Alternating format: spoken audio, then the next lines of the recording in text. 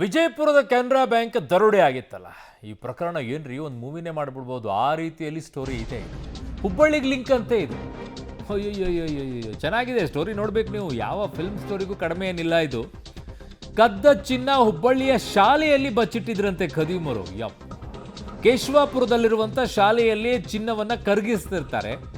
ಅದೇ ಶಾಲೆಯ ಚೇರ್ಮನ್ ಆಗಿರುವಂಥ ಆರೋಪಿ ಶೇಖರ್. ಅಯ್ಯಯ್ಯೋ, ಸುರಕ್ಷಿತ ಸ್ಥಳ ಅಂತೆ, ಅದಕ್ಕೆ ಶಾಲೆಯನ್ನೇ ಚಿನ್ನವನ್ನು ಇಡಕ್ಕೆ ಜಾಗ ಮಾಡಿಕೊಂಡು ಅಲ್ಲೇ ಬಚ್ಚಿಟ್ಟಿದ್ದಾರೆ. ಚಿನ್ನವನ್ನು ಅಲ್ಲೇ ಕರಗಿಸಿದ್ದಾರೆ. ಕೊಡಬೇಕು ತಾನೇ ಎರಡು. ವಿದ್ಯಾ ದೇಗುಲ ಅಂತ ಕರೆಸಿಕೊಳ್ಳುವಂಥ ಆ ಶಾಲೆ ವಿದ್ಯಾಮಂದಿರದಲ್ಲಿ ಹೋಗಿ ಕಳ್ಳತನ ಮಾಡಿರುವಂಥ ಚಿನ್ನ ಕರಗಿಸಿ ಆ ಚಿನ್ನವನ್ನು ಅಲ್ಲೇ ಇಡ್ತೀರಾ ಅಂತಂದರೆ ಆ ಶಾಲೆ ಯಾವ ರೀತಿಯಾಗಿ ಯೂಸ್ ಮಾಡ್ತಾ ಇದ್ದೀರಾ ನೀವೆಲ್ಲ? ಏನೋ ಅನ್ಸಲ್ವಾ? ತೋರಿಸಿ, ಸರಿಯಾಗಿ ಮುಖ ತೋರಿಸ್ಬೇಕು ಯುವಕರುವೆಲ್ಲ, ಗೊತ್ತಾಗ್ಬೇಕು ಸಮಾಜದಲ್ಲಿ. ಇನ್ನೊಂದು ಸಲ ತಲೆ ಎತ್ಕೊಂಡು ಓಡಾಡಬಾರ್ದು. ನಗಕ್ಕೂ ಯೋಗ್ಯತೆ ಇಲ್ಲ. ಯಾವ ಜಾಗವನ್ನು ಯಾವುದಕ್ಕೆ ಬಳಕೆ ಮಾಡಬೇಕು ಅನ್ನೋಂಥ ಕನಿಷ್ಠ ಜ್ಞಾನ ಇಲ್ಲದೆ ಇರುವಂಥವ್ರು ಚೇರ್ಮನ್ ಆಗಿಬಿಟ್ಟು ಕಳ್ಳತನ ಮಾಡಿಕೊಂಡು ಆ ಚಿನ್ನವನ್ನು ಅದೇ ಶಾಲೆಯಲ್ಲಿ ಕರಗಿಸಿ ಅಲ್ಲೇ ಇಡುವಂಥದ್ದು. ಅಸಹ್ಯ ಅನಿಸುತ್ತೆ ಅವ್ರನ್ನೆಲ್ಲ ನೋಡಿದ್ರೆ. ಕೊಡಬೇಕೆರಡು ಮಕ್ಕಕ್ಕೆ. ನನ್ನ ಸಹೋದ್ಯೋಗಿ ಸುನೀಲ್ ಪಾಟೀಲ್ ನನ್ನ ಸಂಪರ್ಕಕ್ಕೆ ಸಿಗ್ತಾ ಇದ್ದಾರೆ. ಸುನೀಲ್, ಏನ್ರಿ ಇದು? ವಿದ್ಯಾಕಾಶಿ ಅಂತ ಕರೆಸಿಕೊಳ್ಳುವಂಥ ಧಾರವಾಡ ಹುಬ್ಬಳ್ಳಿಯಲ್ಲಿ ಅದೇ ವಿದ್ಯಾ ಮಂದಿರದಲ್ಲೇ ಕಳ್ಳತನ ಮಾಡಿರುವಂಥ ಚಿನ್ನವನ್ನು ಹೋಗಿ ಕರಗಿಸಿ ಅಲ್ಲೇ ಬಚ್ಚಿಡ್ತಾರೆ ಅಂತಂದರೆ ಯಾವ ಮಟ್ಟಕ್ಕಿರಬೇಕು ಅಂತ ಈ ಖತರ್ನಾಕ್ ಖದೀಮರು ಅಂತ.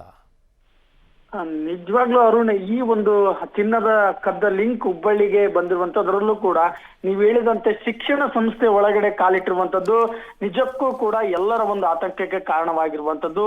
ಯಾಕಂದ್ರೆ ಶಾಲೆಯ ಚೇರ್ಮನ್ ಬುದ್ಧಿವಾದ ಅಂತ ಹೇಳುವಂತದ್ದು ಶಿಕ್ಷಕ ನೂರಾರು ಮಕ್ಕಳಿಗೆ ಶಿಕ್ಷಣ ಕೊಡುವಂತ ವ್ಯಕ್ತಿಯ ಕಳ್ಳತನ ಮಾಡಿ ಅದನ್ನು ಶಾಲೆಯಲ್ಲಿ ಕರಗಿಸ್ತಾ ಇದ್ದಂತ ಒಂದು ಸುದ್ದಿಯೇ ಒಂದು ಈಗ ಒಂದು ರೀತಿಯ ಚಿಂತನೆಗೆ ಕಾರಣವಾಗಿರುವಂತದ್ದು.